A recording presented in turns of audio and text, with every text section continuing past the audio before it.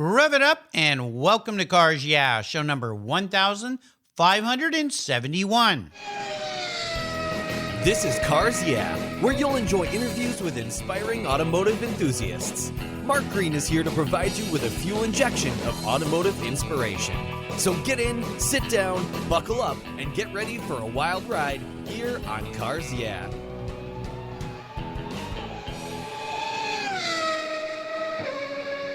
Hello, inspiring automotive enthusiasts, and welcome to Cars Yeah. I'm revved up and so excited to share with you today a very special guest, Don Taylor. He's on the road today, so he's calling in from, well, where are you today, Don? Well, interestingly enough, I'm in St. Louis working on a project. Mostly I work from home, obviously, these days, and I've been forced to travel by car, which is not the greatest sacrifice in the world, but I'm very, very busy. Yeah. But yet, I looked at my calendar of things I was going to do this year, including Goodwood, of course, the SEMA show coming up. Hopefully these things will happen. Yeah. The historic, or I guess it's the reunion now, Monterey, all those events. And I don't see getting to a lot of them. I'm not sure how things will start up again. Well, but in the meantime, there's so much I do from home, and traveling if I can a little bit here too. Well, let me introduce you properly here. Don Taylor is the director of the Stand 21 Safety Foundation, which educates racers on keeping themselves safer. He also serves as the UK Motorsport Industry Association's development director for the US West Coast and Southeast regions. Don also continues to be a consultant in the racing industry. He's advised on the X Prize Alternative Powertrain Vehicle Competition and on Hyundai's US Racing Program. Don was formerly Senior Director for Technical Services at the National Hot Rod Association, known as the NHRA, which includes responsibility for safety regulations. As a Group Manager of General Motors Racing Factory efforts, Don was responsible for program managers as well as engine, aero, and chassis engineering, working in the various NASCAR and the Dale Earnhardt Sr. and Jeff Gordon years. And those regular listeners of Cars Yeah will remember I had the president of Stand 21, Eve Morizo, on the show. You can go back and find that on the Cars Yeah website. We'll be back in a minute to talk to Don, but first a word from our valued sponsors that make Cars Yeah possible. So buckle up. It's all about safety today, and we'll be right back. When it comes to your vehicles, things can get a little messy. Rain, snow, salt, mud, dirt, and everything Mother Nature comes up with can hurt the finish of your vehicles, both inside and out, like that bird on the branch up above your car.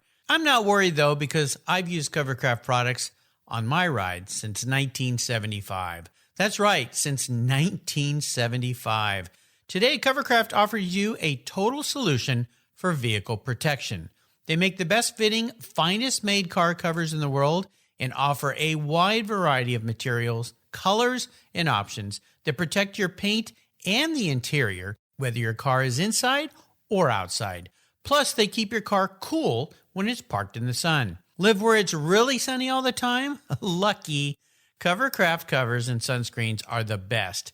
If you've got pets, messy kids, messy in-laws, just plain messy friends, Covercraft seat covers are the perfect fit and perfect solution for keeping your seats looking new. They're easy on, easy off, and they're easy to wash too. And don't forget Covercraft's custom fit floor mats and trunk liners. Plus, they're very handy seat back organizers. They are must-haves for all your vehicles. Your car, your truck, your van, or whatever you drive will say thank you. And I've got a deal for you. If you use the code YEAH120, that's YEAH120, at covercraft.com, you can get 10% off your Covercraft order. Just go to covercraft.com, check out all the products they have to protect your vehicles, use the code YEAH120 at checkout, and get that 10% discount. That's covercraft.com and use YEAH120 at checkout. Covercraft, they've got you covered. What do you do after running a race team for 27 years with over 100 professional wins, multiple wins at the 24-Hour of Daytona, and a win at Le Mans? Well, if you're Kevin Buckler, a racer and the racing group's team owner, you create Adobe Road Winery. Located in Petaluma, California, he and his team have created a winning combination with the Racing Series, 4 ultra-premium red wine blends that are in a class of their own. Like racing, these wines comprise of art, precision, engineering, science, and a whole lot of fun. You can choose from 4 blends titled Redline, Apex, Shift, and the 24. Today I'm going to tell you about Redline. It's a rich and complex blend delivering a taste of ripe blackberries, black cherry licorice, and a hint of toasty oak. An added very cool option is that this features the world's first interactive wine label. That's right. When you pour the wine, the 3-dimensional tachometer actually hits the red line. It's incredible. The Racing Series is a killer gift for the automotive enthusiast in your life, and I've got a deal for you. If you use the code CARSYEAH, all one word in all caps, when you go to checkout, you'll get $10 off any purchase of wines from the Racing Series. The wine ships promptly and arrives quickly right at your door. Use the code CARSYEAH at checkout for $10 off of your purchase today. There's always a seat at the table for excellence with the Racing Series. Go to adoberoadwines.com and use the code CARSYEAH to save $10 today. Cheers! Hey, Don, welcome to Cars Yeah. Are you buckled up and ready for a fun ride? Silly question for a guy like you. Hey, great to talk to you, Mark. I'm here. I'm buckled up. Well, actually, I don't need to be buckled up because I'm sitting in front of a laptop. A few safety problems with that. So Yeah. Don't lean back too far in your chair. You know, I always like to start by asking my guests this question. What's one little thing that most people don't know about you, Don? Well, I look back at my career, and I've done a whole lot of different things. And I think, I'll interface with people in one activity, and just they have no idea what I've done before. You know, I've been a car stylist, I've been an industrial designer, I've been a technical writer, a marketing guy, strategic planner. So I've worked in the regular automotive industry, as well as the racing industry for many years now. And so just a lot of experiences. And, you know, if you look back in the old days, it was you'd work for one company, like a General Motors, for the rest of your life and retire. Right. And people who jumped around seemed to be suspicious and irresponsible. Yeah. But the gig economy has come to us, and I am part of the gig economy. And so as programs come together, I'll wind up working for a year or two on things and then move on to something else. It sounds like a fascinating life, that's for sure. I think that's pretty darn cool. I mean, it is kind of the new way, the new norm, which I think certainly makes life a lot more well-rounded. Well, I always like to start by asking my guests for a success quote or a mantra. It's a nice way to get the inspirational tires turning here on Cars Yeah. So, Don, grab the wheel. Yeah. So I would say, and if I was giving advice to somebody, a young person out there, I would say follow your passion and know your strengths. If I can mention an example here, I hear a lot of young people talk about wanting to be in racing. They want to be in racing. And that leads to, what would you like to do? Be a race driver, of course. Yeah. and like, okay, if you look at the number of race drivers who are making a living at it, it's a very small number. But if you like racing, if that's your passion, or the automotive world in general, you need to pursue that because there's a whole lot of places to work. And the racing, if you want to be a race driver, that could be a hobby. Or if you can't be a successful race driver, you can still work in the business. Yeah. And that's why when I say know your strengths, your passion, let's say it's racing, but you'll also have a sub-passion. And there are people who like to, just work with numbers. They find that fascinating. Or the skills of building something with your own hands. You know what I mean? You just get into the zone of doing that. Or people who just are naturals to work with sponsors or logistics. You know, race teams have all these different needs. And if you can get really excited about that and be in the racing world, I think that's the best you can do out there. Absolutely. You know, I've had so many guests here on the show that support racing teams in a variety of ways, from engineers, statisticians, mechanics. I mean, there's just so many things, the marketing side of it, so many aspects in racing. So if you love that, just go back to the Cars Yeah website and you can listen to, well over 1,000 people now, 1,560 people that will share these things with you. And of course, Don being my 1,570th guest. Well, let's dig a little deeper into what you do and talk about safety, because obviously this is something that is a passion for you, despite all the different things you've done. So tell us a lot more about what you're doing as director of the Stand 21 Safety Foundation. Yes, you mentioned Yves Morzeau, who is my boss. Yves is the founder of Stand 21 Racewear, and he and his son now run the company for 50 years straight. This Incredible. is their 50th anniversary. Yeah. And you don't find many people who have, in the safety equipment business companies, are under the original ownership. And here's one. And so Yves seen it all. He wanted to give back to the industry for the sport he loves, racing. He created the foundation 10 years ago now. And we typically will do live seminars at Long Beach, the PRI show. We'll do events for the SCTA, the SCCA, Vintage IndyCar Group, and Score Off-Road. And so we are able to draw on a lot of the industry's safety experts, including Dr. Terry Trammell, Dr. Steve Olvey, Jacques Delar, safety directors. Well, NASCAR, Tom Gideon was director of safety until recently. So we have access to these neutral people. It's not like we're selling Stand 21. Right. But these experts can come in and talk about what you can do, Mr. Race Driver, to make yourself safer. If you look at the history of racing safety, the modern history, we've seen the death of Ayrton Senna, which led FIA make a whole lot of changes. Mm-hmm. We've seen the death of Dale Earnhardt make a whole lot of changes with NASCAR. Yeah. And created, after that, the whole research center, which includes a lot of safety work as well. So I've seen these things happen. And what's happened with drivers, the top drivers have now gotten the message. And they were fairly early adopters. It took some doing, but they... Right. Everybody is in a Hans today. We've gone beyond the 5-belt system to 6 belts, 7 belts or more. We've gone to better and better seats. So the top end is taken care of. The top professional drivers are taken care of out there. But when you go lower down in the pyramid, you realize that the whole majority of people racing are on that amateur or sportsman level. Mm-hmm. They're the ones Saturday night at the local short track. They're at the drag strip. They're an off-road event. And so they're not professionals. And they have tighter budgets. Yet we need to protect them too. And so we need to educate them, because we find that the sanctioning body can't do it all. Mm-hmm. In other words, sanctioning body will put up the minimum safety requirements for their series or for their track.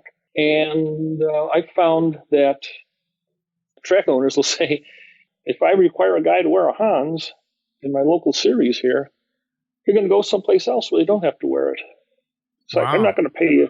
I'm not going to pay $1,000 to buy a Hans, but I'll spend it on going faster. Yeah. How much is your head worth and your neck? How much is your head worth?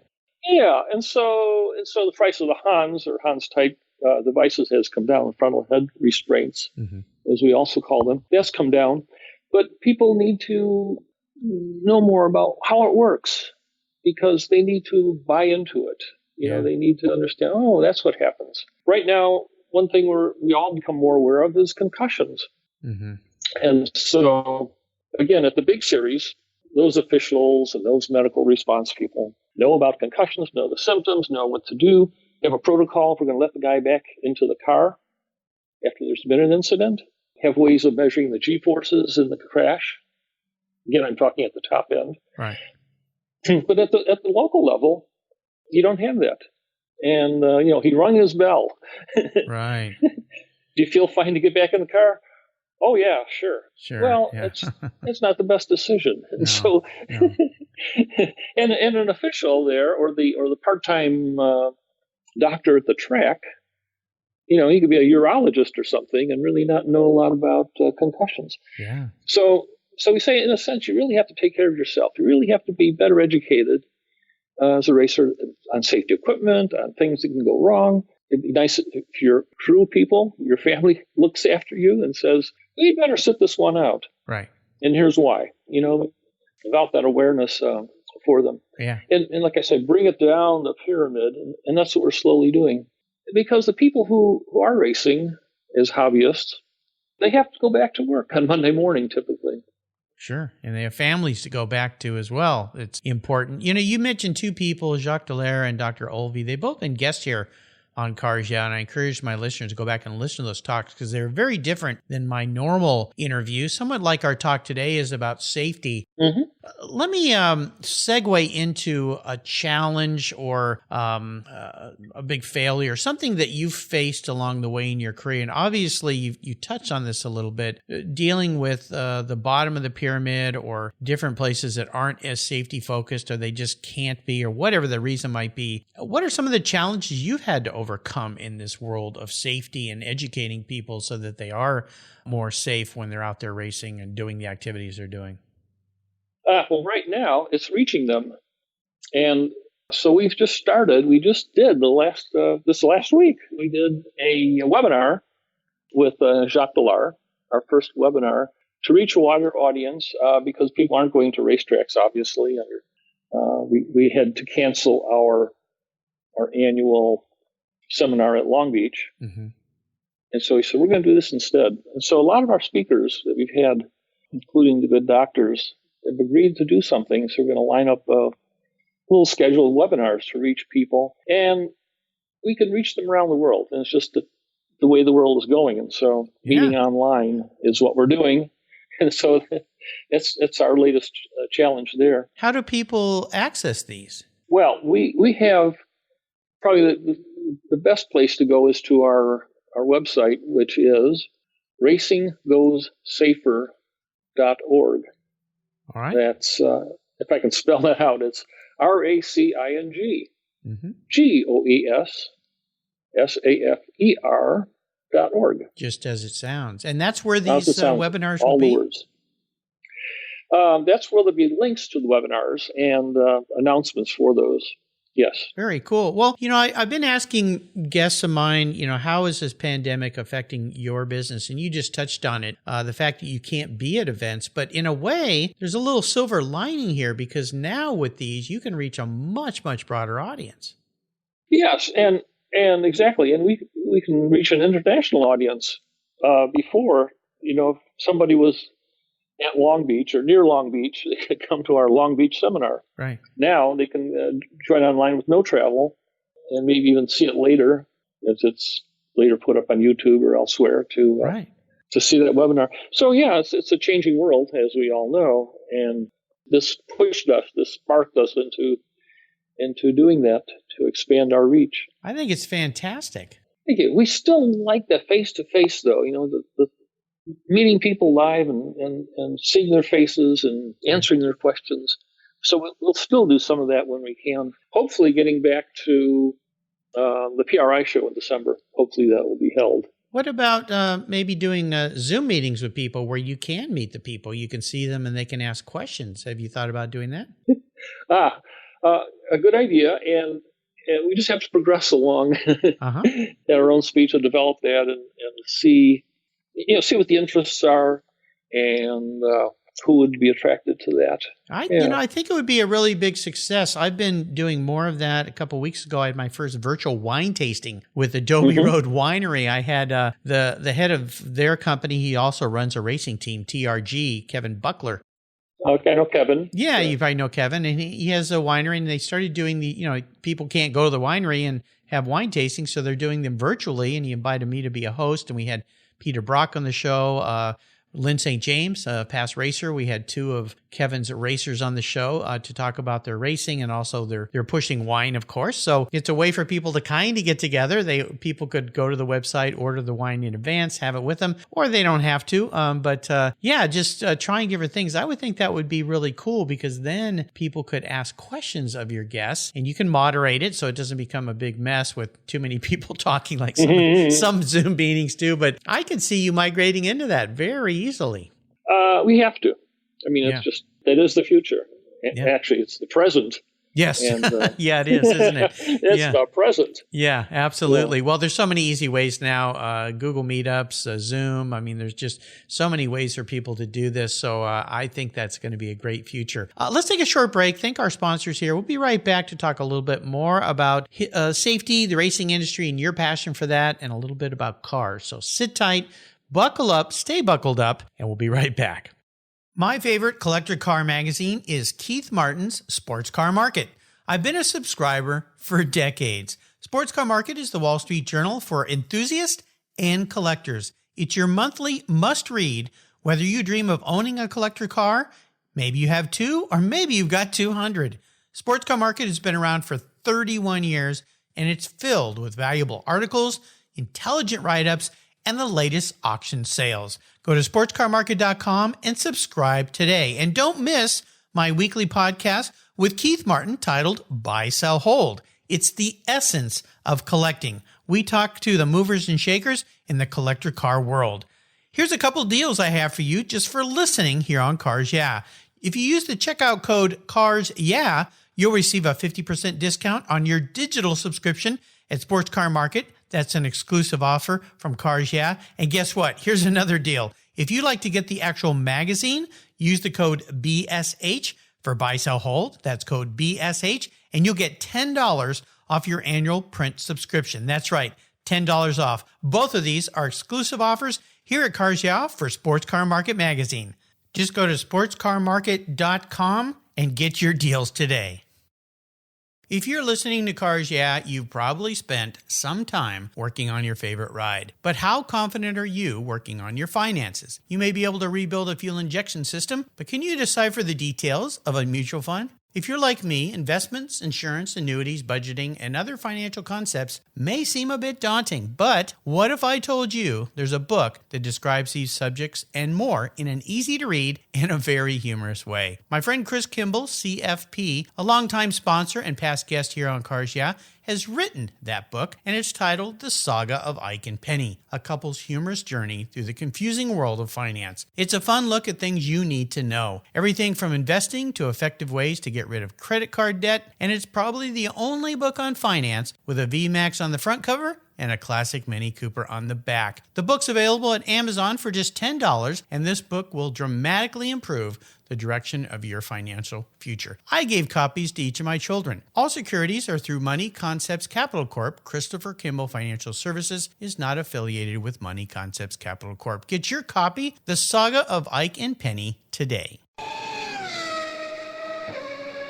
All right, we are back, and, I'd love to ask you where this passion that you have, because you talked about passion at the beginning with mantras, for safety in the racing industry. What's driven you down this road?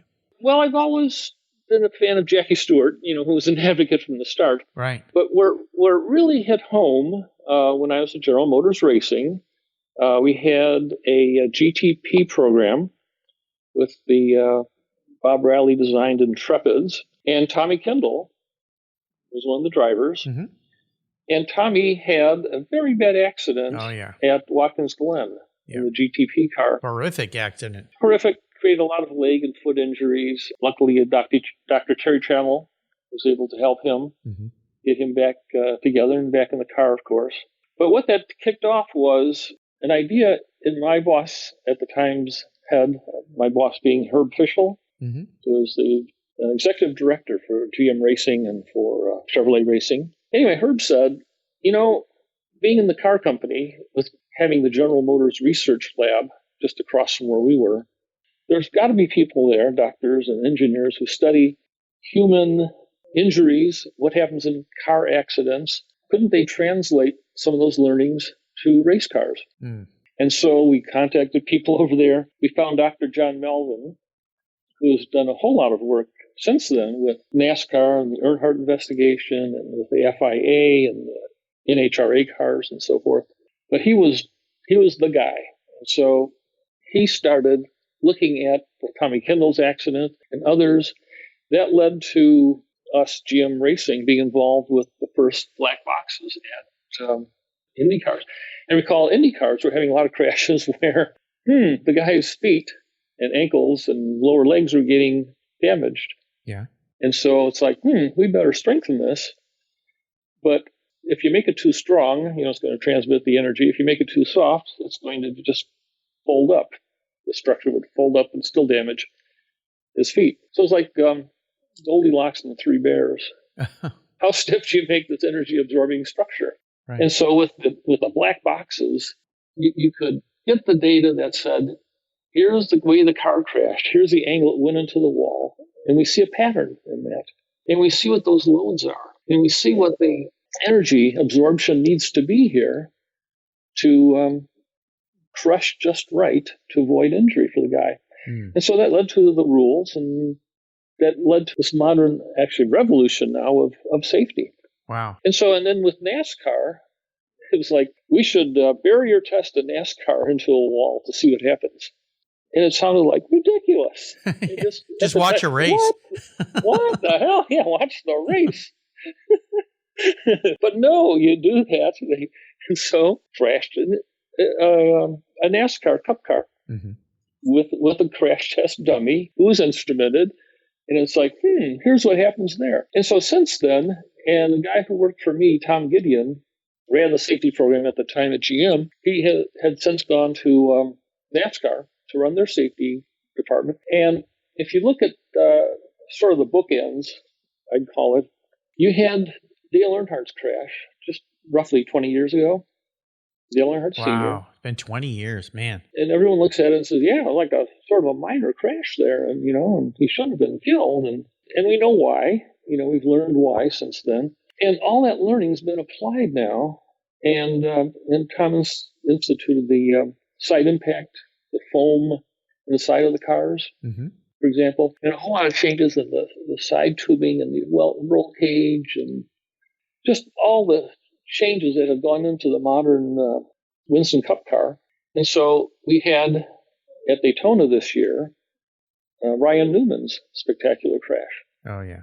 And he looked at that and said, whoa, that guy didn't survive, and whoa, this isn't too happy. But because of all the work that had been done, here it was, a demonstration of just how safe those cars have become. Right. Yeah, it's incredible how far we've come. You mentioned Tommy Kendall. He's been a guest twice on my show now. He was on. Sure. He was my 500th guest, and he talked a lot about that crash and what that meant to his career. And then, thankfully, he came back as my 1,000th guest, and he interviewed me, which was a nice thing for him to do. And Dr. Stephen Moran, he was a guest on the show, talks a lot about head injuries and injuries in vehicles and things and how that translates. So, yeah, there's a giant science to it, and we really see how all this has changed so much. I want to touch a little bit about you, though, here, Don. I want to dive a little bit into your passion for the automobile, perhaps. Is there a first vehicle in your life that had a nice memory for you? Well, first vehicle with a bad memory, sure. A bad memory? Oh, we're going to go that direction. Well, we are talking safety, so I'll let you do that. Well, we are. Well, one of the safest cars at the time I had was the Corvair. Uh-oh. Now we're going down a weird path. Uh-oh.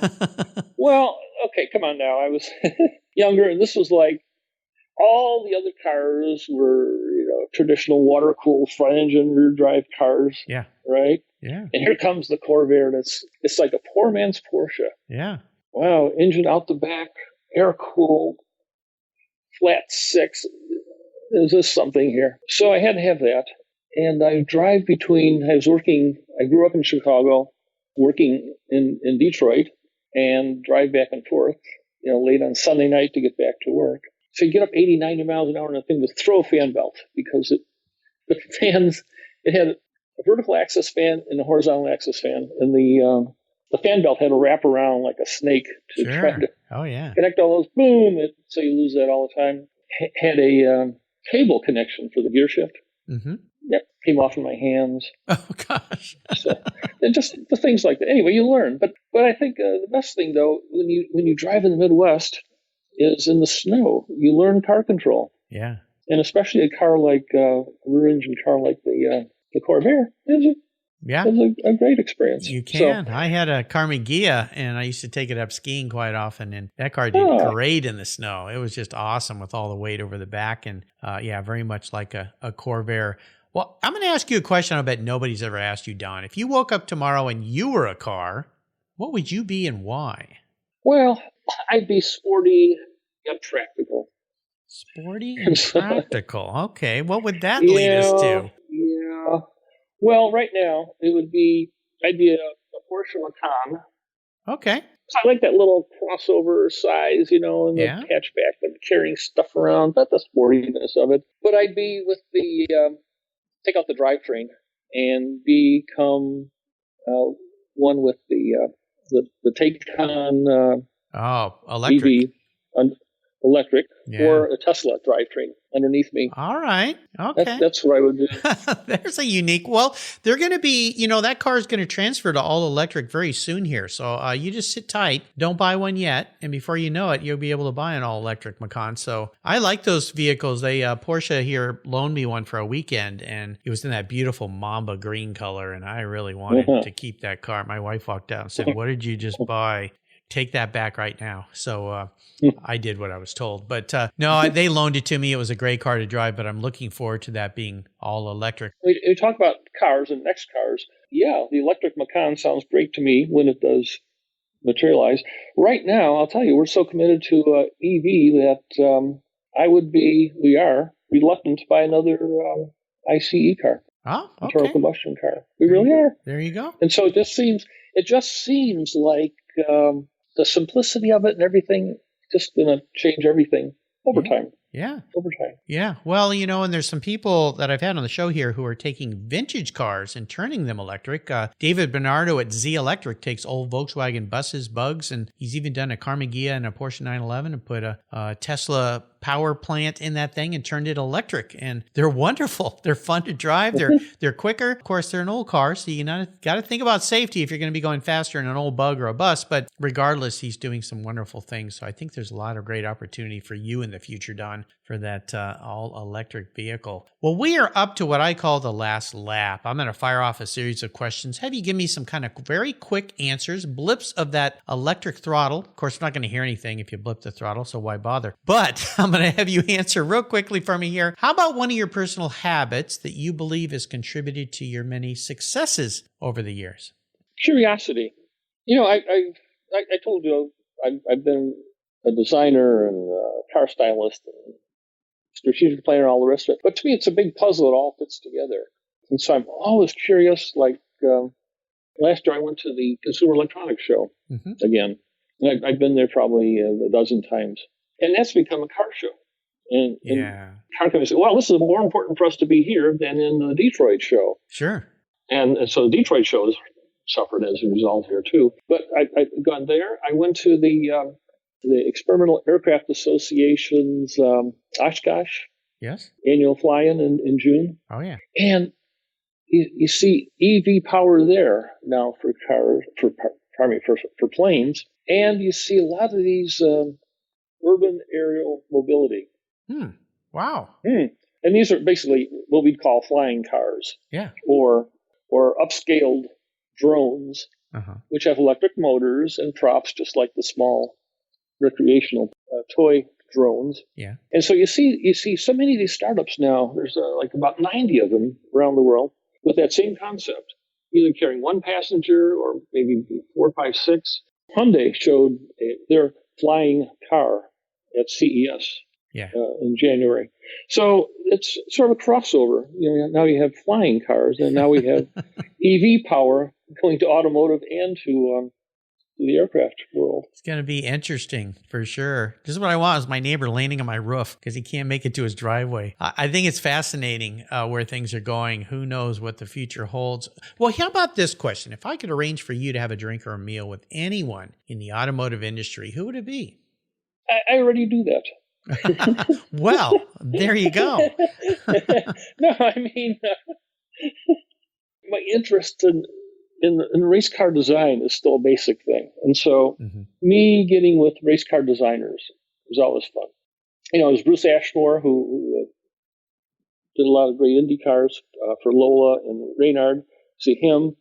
Chris Norris, who's at Swift Cars, Swift Engineering.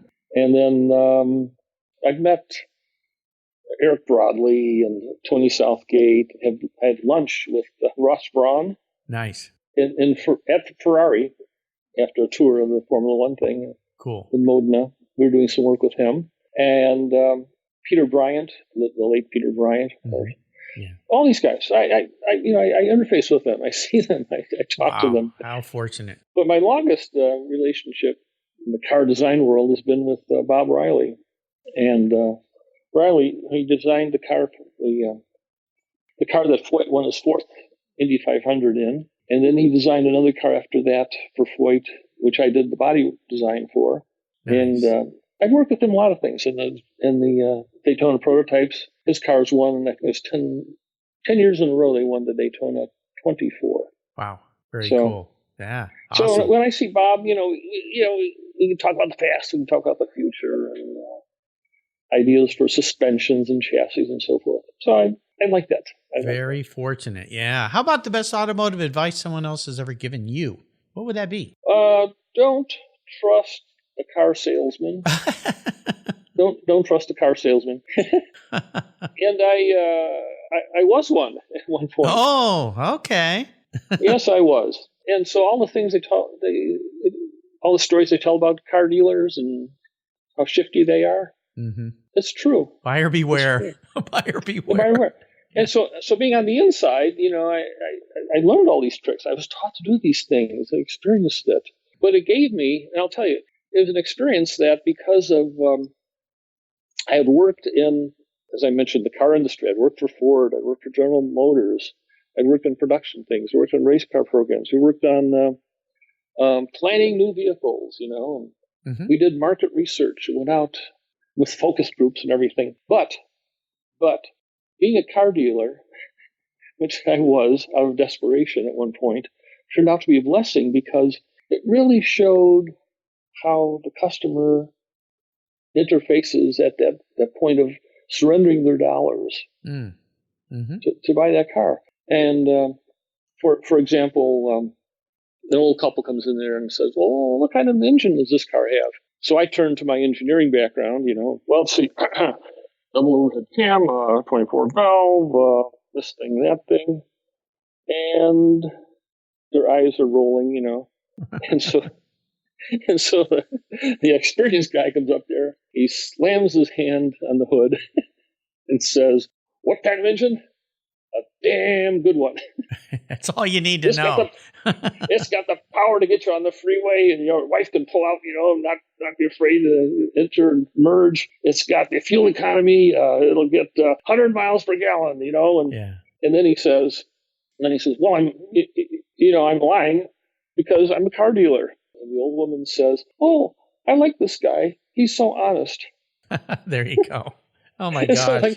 So don't worry about those double overhead cams and all the rest of that. You don't need to know about that. Nothing to see here. Move on. Well, I know you're a book hound. Is there a book or two you might recommend our listeners enjoy?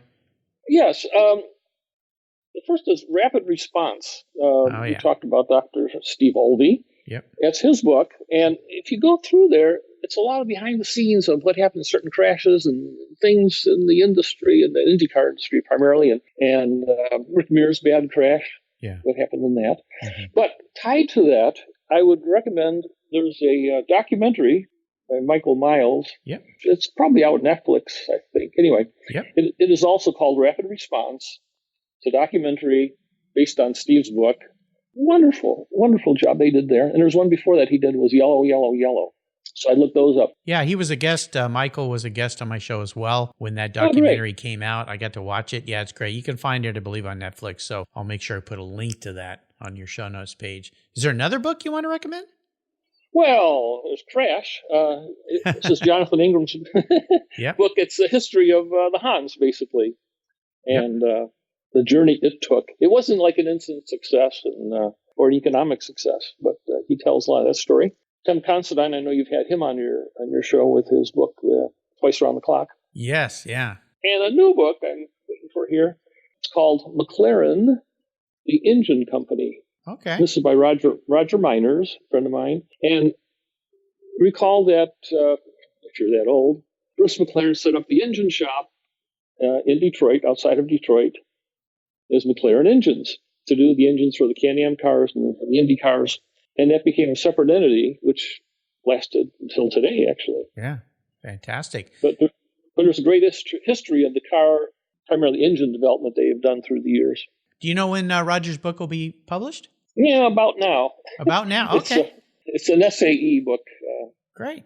Awesome. Yeah. Well, I'll reach out to him. Perhaps you can put me in touch with him and I can have him be a guest here on the show and we can promote that book like I have for hundreds of automotive authors. I'll make sure I put all these resources on Don's show notes page on the Cars Yeah website. Just go there and type in Don Taylor and you'll find all these great references. All right, Don, we're up to the checkered flag. We're almost at the end of our journey here today, but today I'm going to buy you a very cool, fun car. Something collectible maybe, something just enjoyable. Doesn't matter. It's your choice, but there are some rules to my game. One is it's the only cool collector car you can have.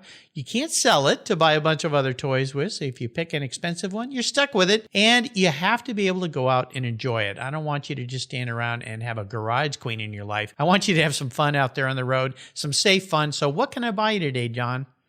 Just a simple 911. A simple 911. Now, that's a wide open comment. There are a lot of 911s out there. So are we talking about an old car, a new one, or what kind of 911 do you want? Let's go with new, even though they've evolved the body style where it's a little funny now. But let's go with today's car for reliability. Okay. And then no wings, no added on flaps and all kinds of stuff like just the pure shape of the car because it's practical. Yeah. And it's been something, seeing 956s, the 911s through, 50 years or whatever it's been now that they've been out. It's incredible. Yeah. And so it'll last forever. The shape, there you go. It'll be a classic forever and be practical. I think so. I'd be happy to buy you a new 911. I'll get right on that. Don, you've taken me on a great ride. This has been fun. I want to thank you for sharing your journey with the Cars Yeah listeners. Before I let you drive off into the sunset in that new Porsche 911, is there a parting piece of wisdom or guidance you might offer our listeners?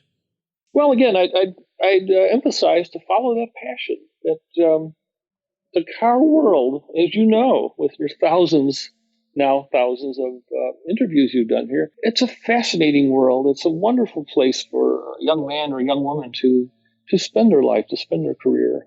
It has been and it will continue to be. Yeah, so absolutely. If your passion is automobiles, you find it, you live it, and you make it part of your life. Absolutely. Or make it your whole life.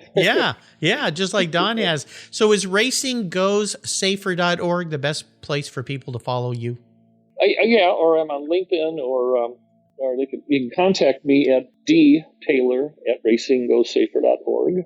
All right. I'll make sure I put links to those on Don's show notes page so you can reach out to him. I'd encourage you to go and as these new seminars come along, webinars they're doing, Zooms, wherever they go with this, you can follow along and learn an awful lot from these gentlemen, especially from Don. Hey, Don, thanks for being so generous today with your time and expertise and for calling in and sharing your experience with the Cars Yeah listeners. Until you and I talk again, I'll see you down the road. Thank you, Mark. You're welcome. Take care. Thank you so much for joining us on today's ride here at Cars Yeah. Drive on over to carsyeah.com to find show notes and inspiring automotive fun. Download your free copy of Filler Up, a fun book filled with gorgeous photographs of fuel filler fun, including quotes from more inspiring automotive enthusiasts. Download your copy today, and we'll see you next time on Cars Yeah.